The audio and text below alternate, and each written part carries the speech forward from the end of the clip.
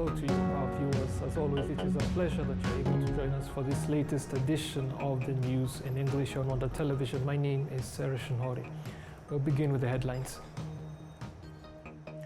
Rwanda's Minister of Infrastructure is currently presiding over the 14th Assembly of the International Renewable Energy Agency, taking place in Abu Dhabi in the United Arab Emirates.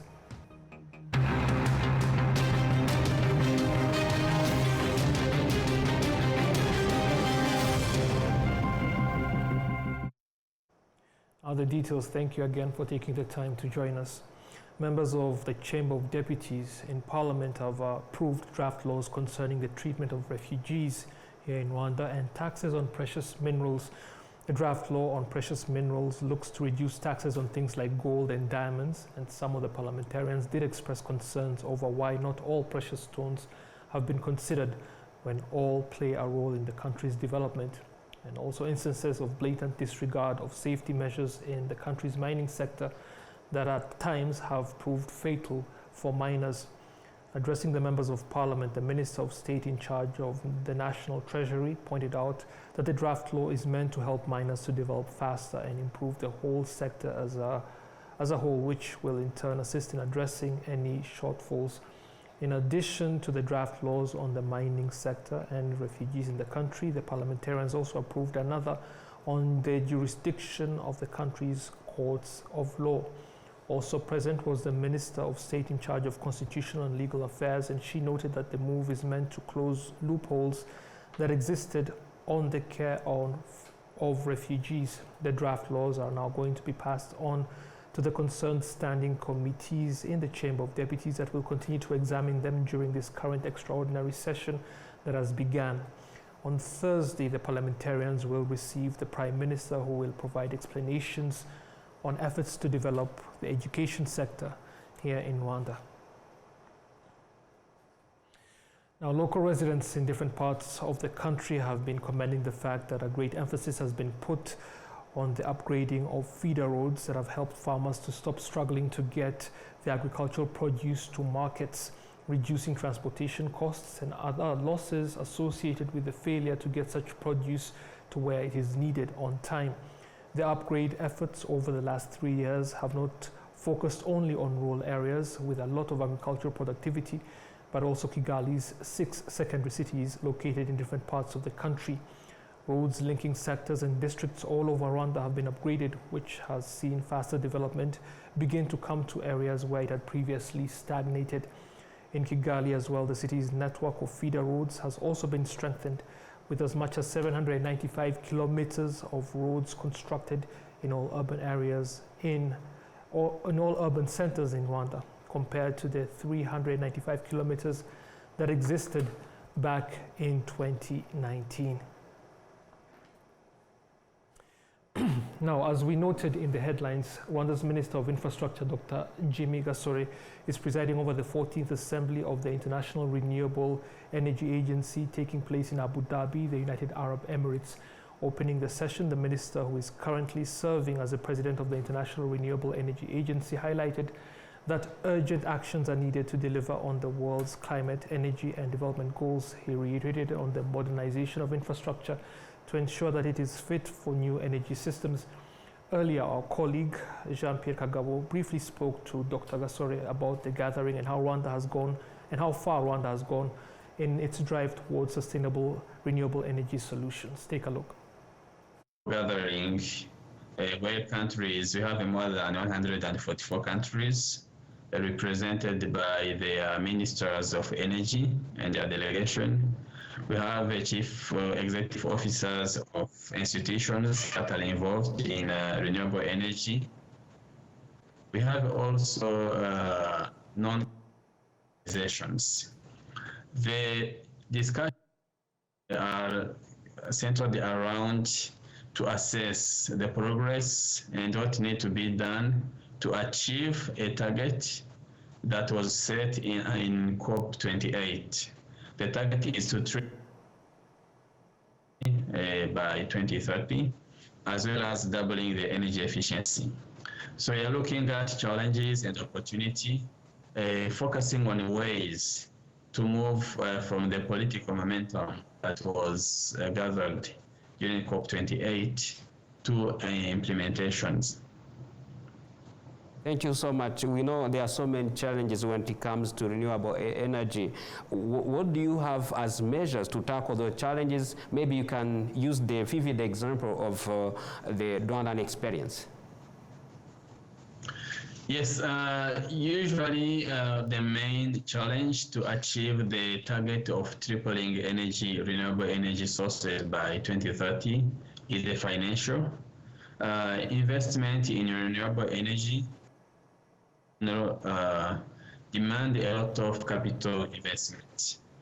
So here we are discussing and see ways to global donors and investors and as well as non-governmental organizations can gather the forces together. We contribute and we scale quickly the implementation of renewable energy in different countries mix. The other challenge beyond the financial is and technology. The technology, especially energy storage technology, is working well, but improvement, especially when it comes to durability of the batteries. So we are also discussing ways to foster, improve, and to keep pushing research in renewable as improving general skills. RBA's Jean-Pierre Kagabo speaking to Rwanda's Minister of Infrastructure, who is also the presiding president of the International Renewable Energy Agency, Dr. Jimmy Gasore, earlier. Now to matters back here in Rwanda, the Minister of State in the Ministry of Finance and Economic Planning, Richard Tusabe, believes that the harmonizing of the sector of accounting is a crucial step towards establishing the East African region as a financial hub on the continent. He made this point at the 4th East Africa Congress of Accountants being held here in Kigali. Adam Squizera with more. Various professional accountants in Rwanda and across Africa acknowledge that while the accounting profession has made significant strides in terms of professionalism and practitioner development, there are still areas that require attention to ensure its sustainability on the continent, particularly in terms of harmonization. The framework has not been fully developed as yet across the continent, so there needs to be an established framework so that then fellow accountants will be able to report on sustainability and then thus improving economies of the continent.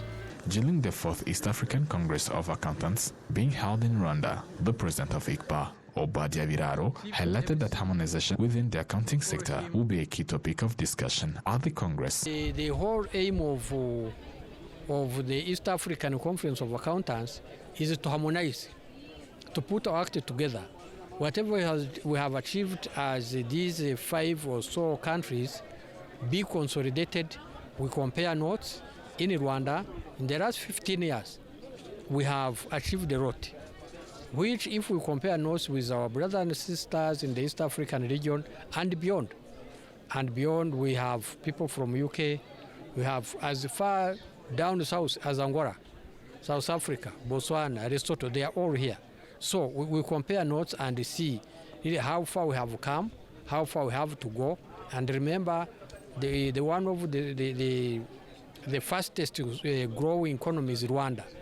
Therefore, we are trying to see how the accountant can participate in all this endeavor. You happen to know that when the accounting is not done for numbers. We are doing accounting for accountability for transparency. The Minister of State in the Ministry of Finance and Economic Planning, Richard Tusabe, noted that the role of professional accountants is pivotal for Rwanda and the broader East African region to establish themselves as financial hub on the African continent. We have implemented reforms to streamline our tax system, enhance public financial management, again promoting entrepreneurship and investment as well as commitment to good governance. And with that, we are making great strides towards positioning not only our country, but also the region as a financial hub. I think, again, coming back to President Opafa, she mentioned about The 4th East African Congress of Accountants was attended by other countries including Lesotho, Malawi, South Africa and others. Adam Squizera, RwandaTV News.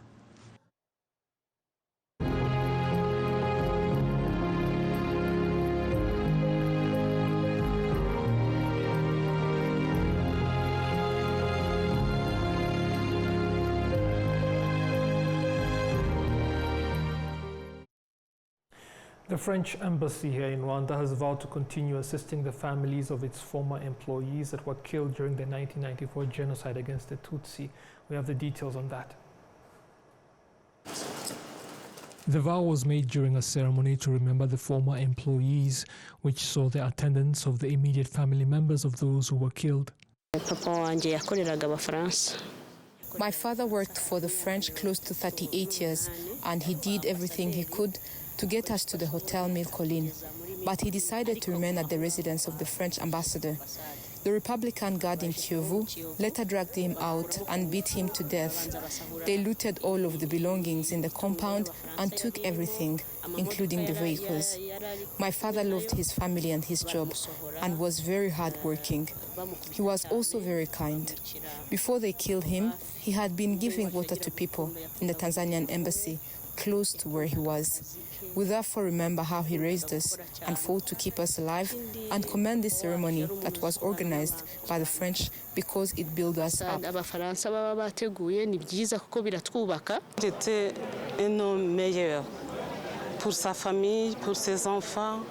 My husband was a person of integrity among the neighbors, at work and at home. I was very happy being married to him, but the Interahamwe killed him nevertheless.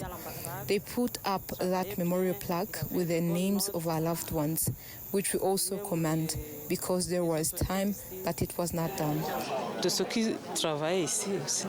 The French ambassador to Rwanda expressed his condolences to the families of the deceased and promised continued support from the embassy.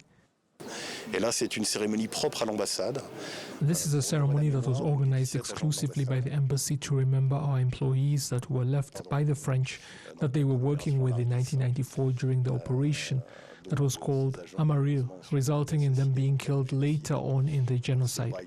What happened is shameful to the embassy's history and France's in general, but we must admit our role in that. The fact that they were killed seriously impacted their families. As their employers, we must acknowledge that we did nothing to protect their lives. We must always remember them. The Duclair report, and when the President of France, Emmanuel Macron, visited the Kigali Genocide Memorial, in both instances, France's role was explained on what happened in Rwanda between 1990 and 1994, resulting in the genocide against the Tutsi. It is therefore our responsibility to always remember our employees that were killed, that we failed to save.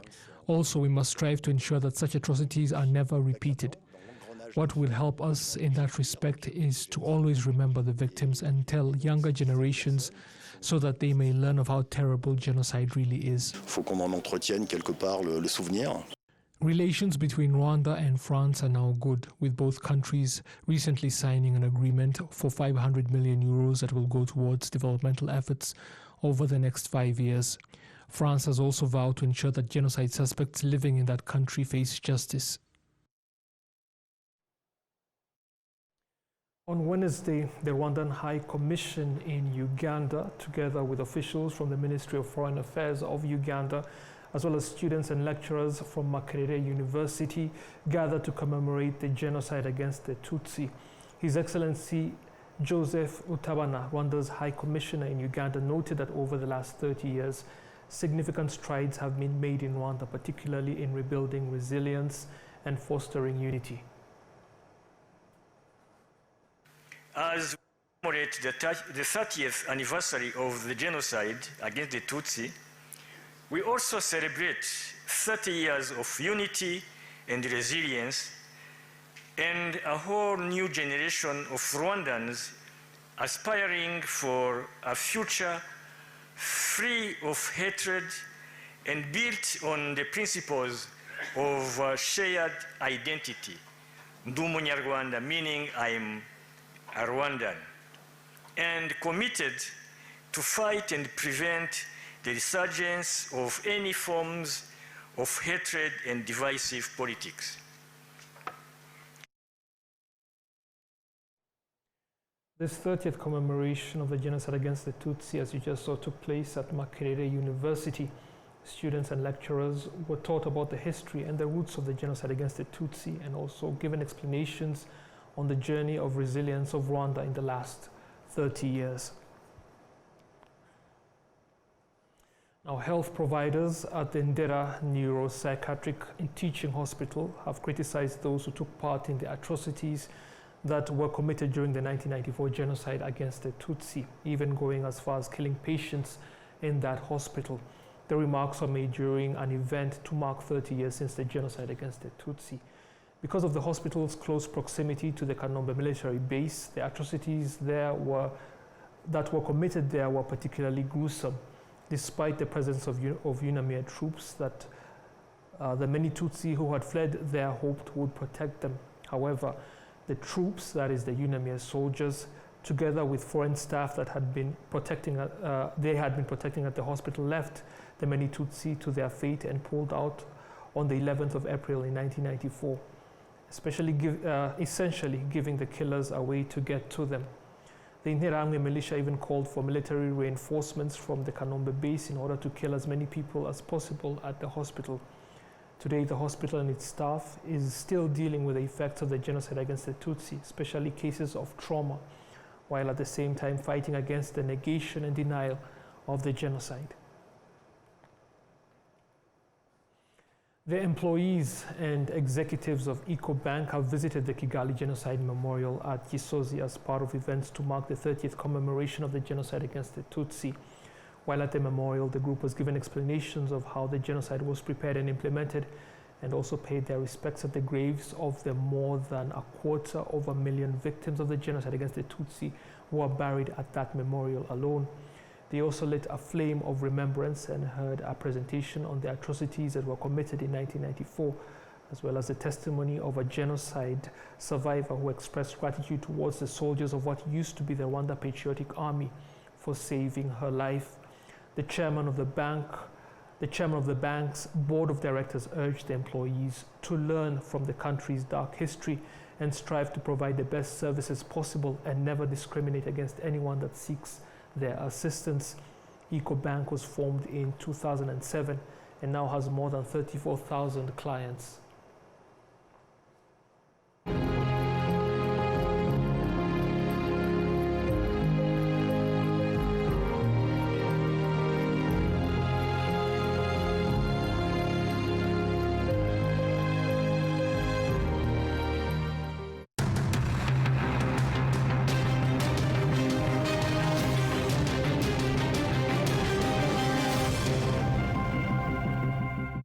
That's it for our edition of the news, but stay with Rwanda Television for more programs. Thank you so much. I'll see you soon. Goodbye.